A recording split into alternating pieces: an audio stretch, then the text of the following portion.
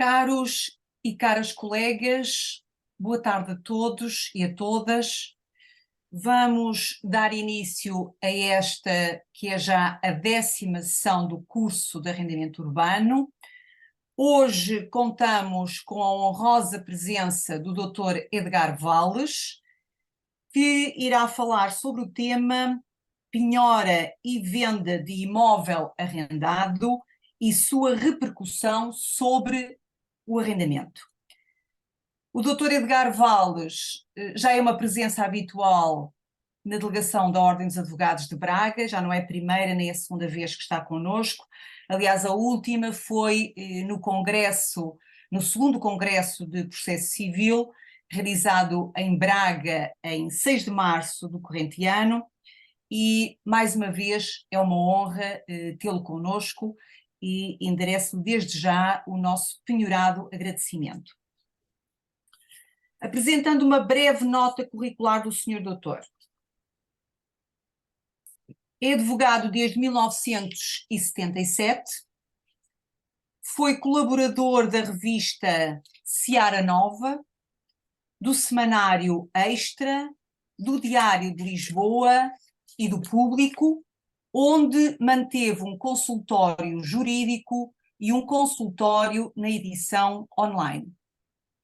Integrou 2 direções da Associação Académica da Faculdade de Direito de Lisboa e foi presidente da Casa de Goa. Foi também membro do Conselho Distrital de Lisboa da Ordem dos Advogados de 1992 a 1995, formador da Ordem dos Advogados e creio que também terá integrado a direção do Centro de Estágio. É autor de vários livros, um deles inclusive está aqui na minha secretária, Prática Processual Civil, 13ª edição, e creio que o mais recente será o Arrendamento Urbano, Constituição e Extinção, de 2019. Senhor doutor, de certo não disse tudo, creio que terei dito o mais importante. Se alguma correção tiver a fazer, algum aditamento, pois faz favor, sinta-se à vontade. A palavra é sua. Muito obrigado. Saúdo, em primeiro lugar, a doutora Ana Cristina Santos, que tem sido incansável na organização destes seminários e congressos. É um exemplo de dedicação à formação, bem como todos os meus colegas que estão a participar nesta formação. O tema da minha intervenção foca-se nas repercussões de uma execução sobre a relação de locação, sobre o arrendamento, mas também tem uma outra parte complementar sobre a insolvência. Nós sabemos, quando representamos o senhorio, defendemos naturalmente os interesses do nosso cliente. E quando o nosso cliente, quando há uma execução contra o nosso cliente senhorio, uma das possibilidades que existe é o credor, que é o exequente, portanto, neste caso o nosso cliente é o executado, o credor exequente penhora, uma das possibilidades é nomear à penhora as rendas que o nosso cliente recebe do inquilino. Quando isso sucede, o inquilino é notificado para depositar as rendas à ordem do agente de execução, nos termos do artigo 779 do Código de Processo Civil, e o nosso cliente, naturalmente, deixa de receber as rendas. Temos que ter em atenção, e para isso convém nós estarmos em contacto com o próprio agente de execução, temos que ter em atenção quando é que as rendas depositadas são suficientes para o pagamento da quantia exequenda. Porque muitas vezes acontece o agente de execução continuar a receber rendas quando a quantia em dívida ao credor, ao exequente, já é suficiente para pagar a dívida. Quando essa quantia já for suficiente e quando quando essa quantia já é suficiente, o agente de execução notifica então o arrendatário para passar a depositar as rendas à ordem do senhorio nosso cliente. Ou seja, o nosso cliente, enquanto executado, acabou por receber, acabou por pagar as dívidas todas. Outra situação possível é haver uma penhora de imóveis. Quando há uma penhora de imóveis e esses imóveis estão arrendados, o depositário passa a ter legitimidade para receber as rendas, na medida em que as rendas são consideradas um fruto do próprio imóvel. Coloca-se a questão de saber o que acontece quando esse imóvel é vendido, o que é que acontece à relação de arrendamento. Em primeiro lugar, temos que registar que o arrendatário, se estiver no gozo do imóvel há mais de 2 anos, ou seja, se o contrato de arrendamento tiver mais de 2 anos, o arrendatário é titular do direito de preferência. E, como tal, uma vez apresentada a proposta mais alta, o agente de execução notifica o arrendatário, dando-lhe um prazo para ele exercer o direito de preferência em relação à venda do imóvel. Ou seja, o arrendatário pode comprar o imóvel e, se exercer esse direito de preferência, a relação de arrendamento extingue-se na medida em que ele passa de locatário a ser o proprietário do próprio imóvel. Se ele não preferir, outra questão que se coloca é se o arrendamento subsiste ou não. E durante algum tempo houve acórdãos contraditórios. Houve acórdãos no sentido de que, sendo para os autores que consideravam o arrendamento um direito real, em caso de venda do imóvel, como a venda era feita livre de ónus ou encargos, o arrendamento caducaria. Ou seja, quem comprasse, comprava o imóvel e não tinha que suportar, não tinha que aguentar com o inquilino, chamemos-lhe assim. E havia acórdãos nesse sentido. Havia acórdãos noutro sentido, de que o direito ao arrendamento, sendo não um direito real, mas um direito de gozo, não caducaria e, portanto, o arrendamento mantinha-se e quem comprasse, comprava com o inquilino, não é? Ficava na mesma posição do senhorio. E houve acórdãos no mesmo sentido. A jurisprudência foi crescendo uma corrente maioritária que defendia a continuação do arrendamento. E a questão ficou definitivamente resolvida com o Acórdão Uniformizador de Jurisprudência número 2 de 2021, que é um acórdão aplicado à insolvência, mas que se aplica integralmente à execução. É um acórdão que clarifica, diz que, no caso de insolvência, o arrendamento não caduca. No caso de venda de imóvel pertencente a um insolvente, no âmbito da insolvência. Portanto, o arrendamento não caduca e o arrendatário mantém-se no pleno gozo dos seus direitos. E este acórdão, embora seja aplicado a uma situação de insolvência, é um acórdão que tem também aplicação ao processo de execução.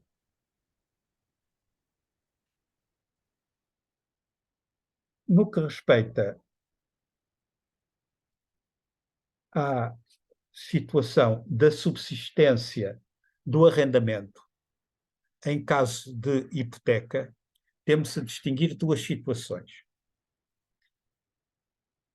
Se o senhorio celebrou o contrato de arrendamento com o inquilino antes de ter hipotecado o prédio,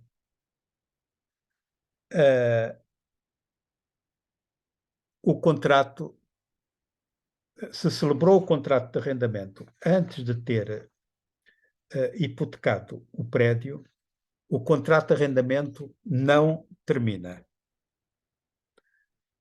Se o contrato de arrendamento foi celebrado após a hipoteca, durante algum tempo houve acórdãos considerando que o contrato de arrendamento caducava. Porquê?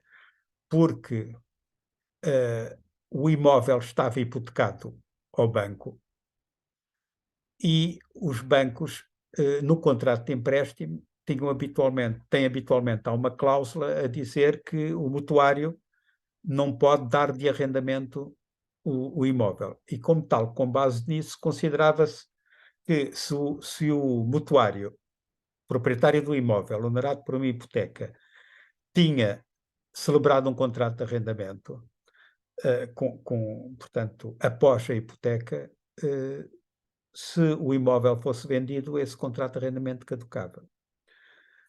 Durante bastante tempo foi assim, até que finalmente a jurisprudência orientou-se noutro sentido e o acórdão uniformizador de jurisprudência que eu referi, aplicável ao número 2 de 2021, considera-se que também se aplica aqui, ou seja, que o arrendamento, ainda que celebrado depois da hipoteca, não caduca.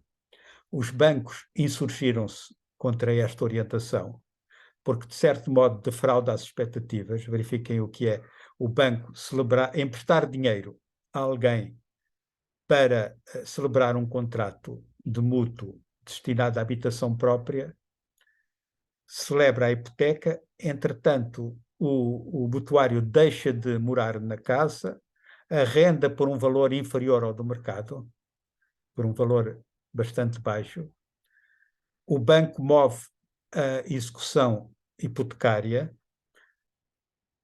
No âmbito da execução hipotecária, o imóvel é vendido, mas o seu preço desvaloriza-se extraordinariamente porque há um arrendamento celebrado, por hipótese, por 10 anos, com uma renda muito baixa. E os bancos, naturalmente, insurgiram-se contra este acórdão, mas a verdade é que é atualmente a orientação da jurisprudência que permite, no fundo, aos mutuários, de certo modo, fintarem os bancos, não é?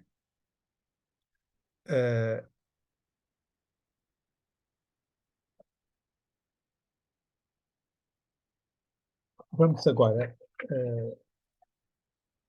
passar à situação da insolvência. No que respeita à execução e arrendamento, não sei se querem colocar questões sobre a execução e o arrendamento. Para já não temos nenhuma questão, Sr. Doutor. Pois. Creio que podemos avançar. Muito bem.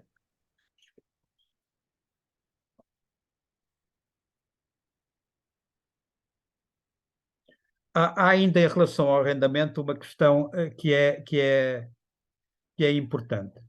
O senhorio, há uma execução contra o senhorio e nessa execução o inquilino é notificado para pagar a renda ao agente de execução, de maneira a que a dívida do senhorio seja paga ao exequente. Entretanto, o inquilino deixa de pagar a renda e coloca-se a questão de saber se o senhorio, embora esteja privado de receber a renda, na medida em que subsiste a penhora sobre as rendas, coloca-se a questão de saber se ele pode instaurar a ação de despejo ou não. E houve acórdãos houve acórdãos considerando que o senhorio não podia instaurar a ação de despejo. Porquê? Porque a penhora privava o senhorio, a penhora das rendas, privava o senhorio do direito de administração e como na medida em que ele com a penhora não podia portanto, administrar o bem nem dispor do arrendamento. E com base nisso houve acórdãos, nomeadamente um acórdão da Relação do Porto que considerou que o senhorio tinha que esperar que fosse levantada a penhora do direito ao a penhora das rendas, para poder instaurar a ação de despejo contra o inquilino. Bom, isso não faz sentido. Isso não faz sentido, porque uma coisa é o senhorio não poder dispor do arrendamento de livre vontade. Isto é, há uma execução contra o senhorio e é feita a penhora das rendas. O senhorio não pode fazer um acordo com o inquilino pondo termo ao arrendamento, não pode fazer um acordo de mútuo acordo para pôr termo ao arrendamento. Quer dizer, estava, no fundo, a dispor sobre algo que estava penhorado. E ele não pode alterar os termos da penhora. Agora, quando o próprio agente de execução deixa de receber as rendas porque elas deixaram de ser pagas pelo inquilino, não faz sentido estar à espera que a penhora seja levantada para o senhorio poder instaurar a ação de despejo. É algo que não tem lógica. Tanto mais que o senhorio só tem 3 meses, há um prazo de caducidade, para instaurar a ação de despejo. Portanto, essa orientação da Relação do Porto acabou por acabou por cair, e neste momento a orientação que predomina nos tribunais é de que, em caso de falta de pagamento de rendas pelo arrendatário, o senhorio que seja executado e que tenha as rendas penhoradas pode instaurar a ação de despejo. Vamos então passar agora à insolvência. Na declaração de insolvência, o que é que acontece? O nosso cliente é o senhorio. O arrendatário foi declarado insolvente. Antes de ser declarado insolvente, é natural que ele comece a falhar nas rendas. Deixe de pagar as rendas ao senhorio, tal como deixou de pagar aos credores em geral. Nós temos que ter um cuidado, que é este. Proceder à resolução do contrato de arrendamento o mais depressa possível. Não deixar isto arrastar-se. Porquê? Uma vez declarada a insolvência do executado, uma vez declarada a insolvência do arrendatário, o senhorio já não pode resolver o contrato de arrendamento com fundamento em rendas vencidas anteriormente à declaração de insolvência. Isto é o artigo 108 do Código do CIR, do Código de Insolvência e Recuperação de Empresas. Portanto, declarada a insolvência, o nosso cliente fica inibido, o nosso cliente senhorio fica inibido de resolver o contrato com base em rendas vencidas anteriores à insolvência e não pagas. Ele tem que esperar para que as rendas vencidas após a declaração de insolvência, tem que esperar para que haja 3 meses de rendas vencidas para poder resolver o contrato. E o que é que pode acontecer? Pode acontecer que o administrador da insolvência, para não deixar cessar o arrendamento por resolução pelo senhorio, ele pode decidir pagar as rendas que se vão vencendo. E em relação àquelas vencidas antes da declaração da insolvência, o senhorio fica no plano dos credores comuns.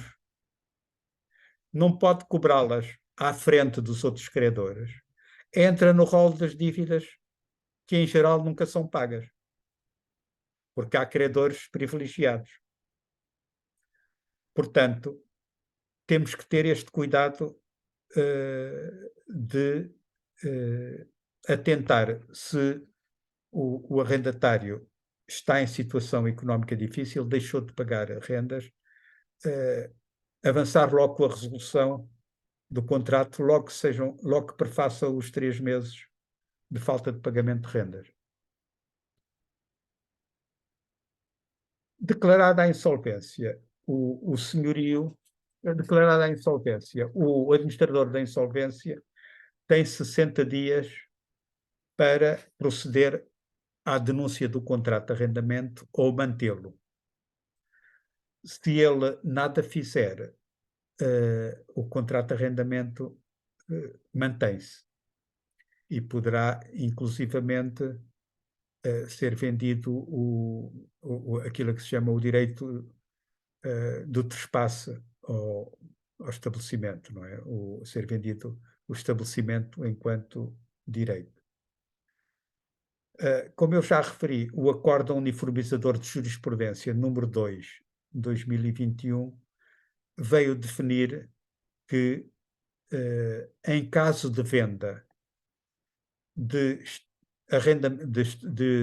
imóvel arrendado ao insolvente, o arrendamento não caduca, portanto, o arrendamento continua.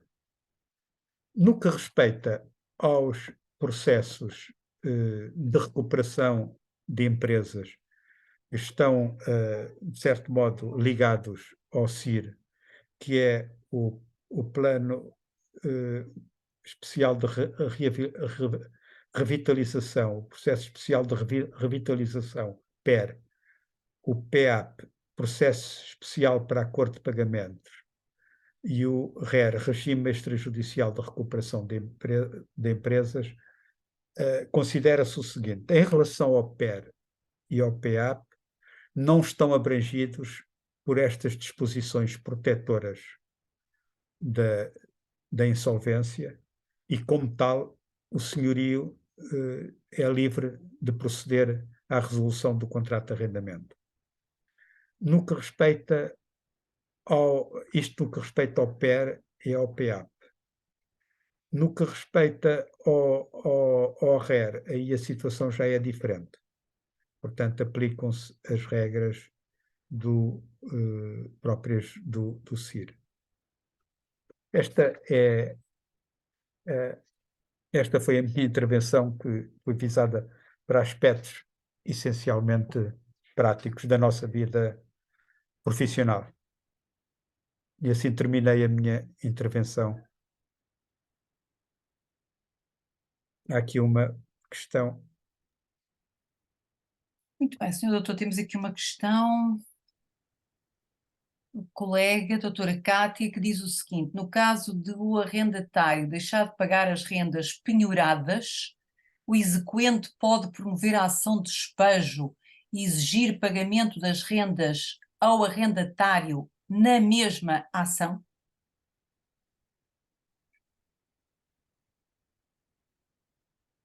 Não, não, porque o,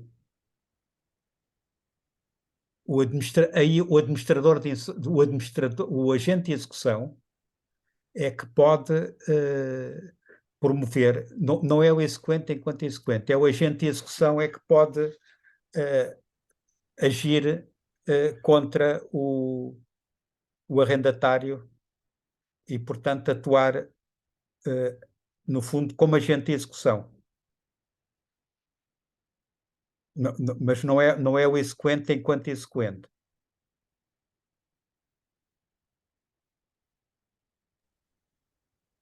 Vou só espreitar aqui Pois. o nosso chat, se temos mais alguma questão.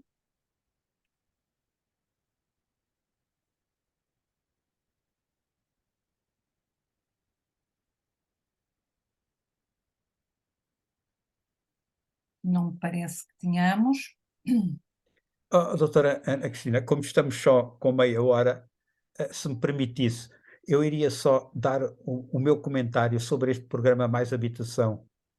Com certeza que sim, Ok? esteja à vontade, doutor. Eu sei que, do modo geral, a nossa tendência, quando surge algo de novo, a nossa tendência é para ser muito, muito críticos e, de certo modo, dizer que o que aparece é péssimo. No que respeita ao programa Mais Habitação, é evidente que há muitas coisas que são negativas, mas há outras que são positivas. E eu, sinceramente, penso que nós devemos encarar estas medidas, nomeadamente o último diploma, que é a Lei 56, 2022, de 6 de outubro, como algo que constitui um desafio para nós, não apenas no estudo, como também na aplicação das, das, das medidas positivas que lá se encontram. E há medidas que são bastante positivas. Era só esta opinião que queria partilhar com os colegas. E o doutor quer referenciar algumas dessas medidas que considera mais positivas? Sim, sim. Por exemplo, há uma medida que eu considero muito positiva, que é o senhorio procedeu à resolução do contrato de arrendamento por falta de pagamento de rendas e recorre ao balcão nacional do arrendamento, que vai passar a chamar-se balcão do arrendatário e do senhorio, recorre para obter a desocupação do locado. E nós sabemos que esses processos, pela nossa experiência, temos uma péssima experiência no Balcão Nacional de Arrendamento, todos os colegas têm, que as coisas demoram imenso tempo.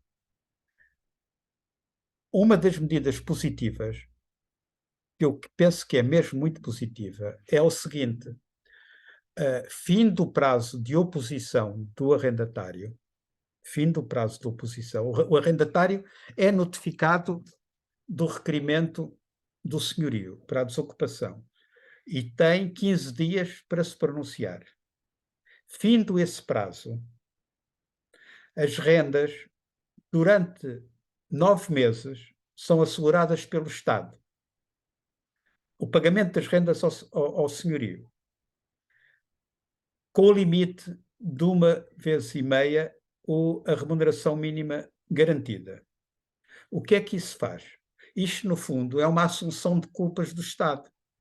O Estado prometeu que os despejos eram céleres. O balcão não conseguiu fazer o despejo num prazo célere. O nosso cliente senhorio, pelo menos vai receber uma quantia que se aproxima a uma remuneração e meia mínima garantia da remuneração, uma vez e meia a remuneração mínima garantida aproxima-se dos 1.300 euros, 1.300, 1.400 euros, recebe 1.400 euros durante 9 meses. Ora, isso é muito positivo. Isso é apenas um exemplo. Outro exemplo de uma medida que eu penso que é positiva. O senhorio não participa o arrendamento às finanças. Decorridos 2 meses sobre o prazo legal, o arrendatário tem o poder de fazer ele essa comunicação e assim candidatar-se aos benefícios, aos apoios sociais.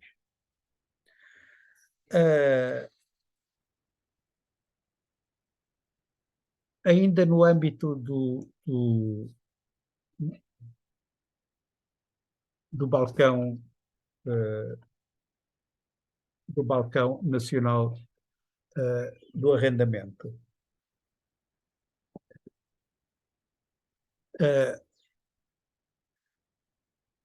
É concedida autorização para entrada no domicílio pelo juiz, indo o processo ao juiz, é logo concedida a autorização de entrada no domicílio, o que vai facilitar os despejos. Quer dizer, são introduzidos alguns mecanismos que eu penso que nós devemos, vamos lá, estudá-los, tendo em vista o seu aproveitamento. É certo que o chamado arrendamento coercivo é motivo de muita controvérsia e eu entendo que são justificadas as críticas porque nós estamos habituados a um respeito pela propriedade privada, um respeito que podemos dizer sacrossanto. Mas temos que considerar que mesmo em Berlim existe arrendamento coercivo. E o arrendamento coercivo não se aplica no caso dos imigrantes, no caso das casas de segunda habitação. E, além disso, se o senhorio, se o proprietário indicar um motivo justificado para não querer arrendar, isso tudo será considerado. De modo que eu sinceramente penso que devemos pôr um pouco os preconceitos ideológicos de lado e devemos considerar que há aspectos. O governo, não há dúvida, que quis com este programa Mais Habitação fugir o governo estava acossado com os casos e casinhos e estava numa rota descendente e quis com este programa, de certo modo, mostrar ambição e mostrar iniciativa. Alguma coisa de positivo ele tem.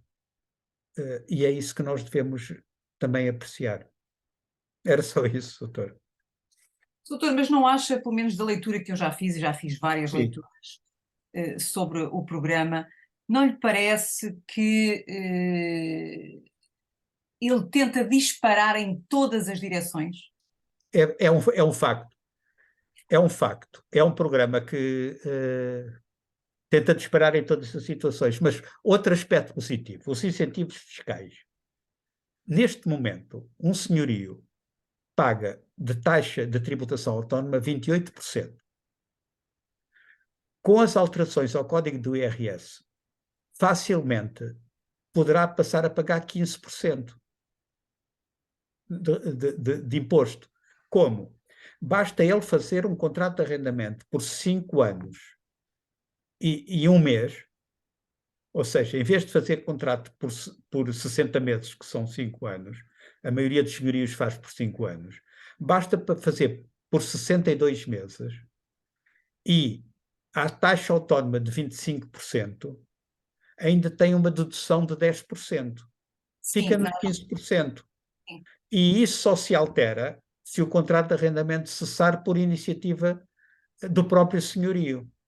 Isto é um aspecto que temos que reconhecer que é positivo. Há muitas coisas negativas neste programa, mas também há positivas.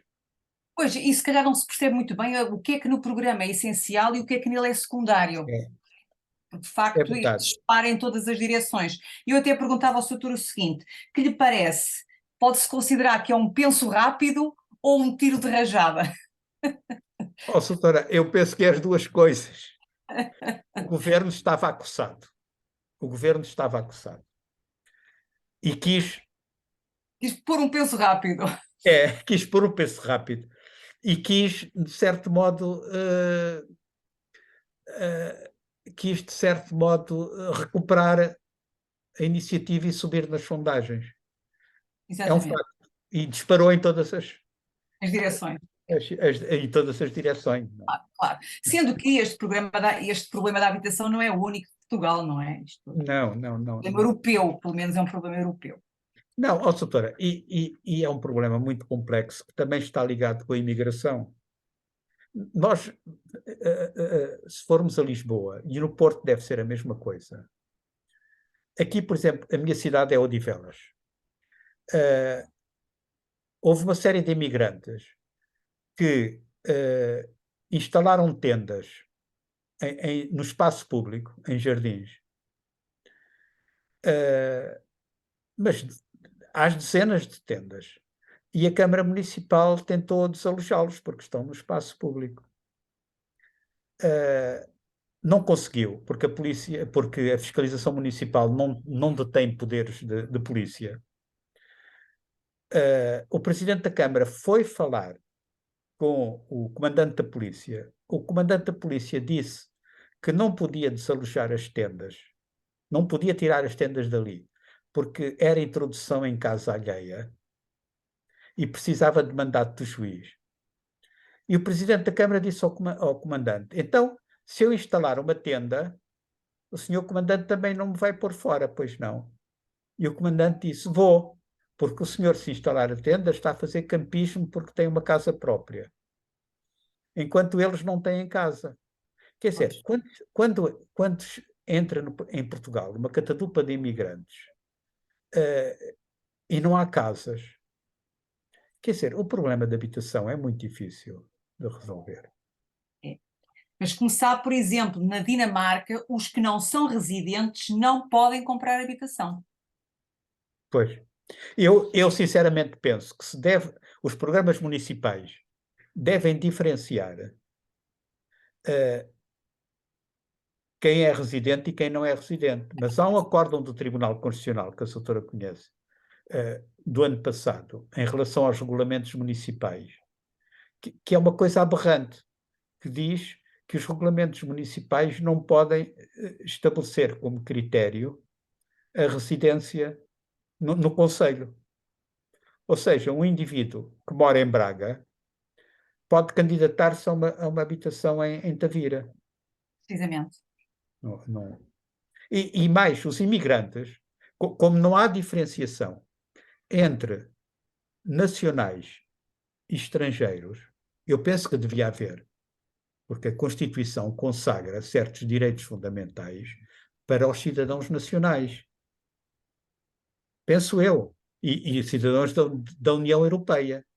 A Constituição é a Constituição da República Portuguesa. Uma pessoa que venha ilegalmente para Portugal, está aqui ilegalmente, entrou ilegalmente, em vez de sujeitar a um processo de expulsão, como a lei assim o prevê, tem direito à habitação social. Quer dizer, isto não faz sentido. Não faz sentido. Não faz sentido nenhum. Isso já para não falar dos investidores internacionais que atuam no espaço europeu, não é? Essa é É, outra questão. é, Seria aqui um bom motivo para uma longa conversa. é. Bom, creio que não temos aqui mais nenhuma questão Não. colocada pelos colegas. Vamos dar por terminada esta 10ª sessão. Relembrar a todos os que nos estão a ouvir que a 11ª e 12ª sessões serão já no dia 20, sexta-feira.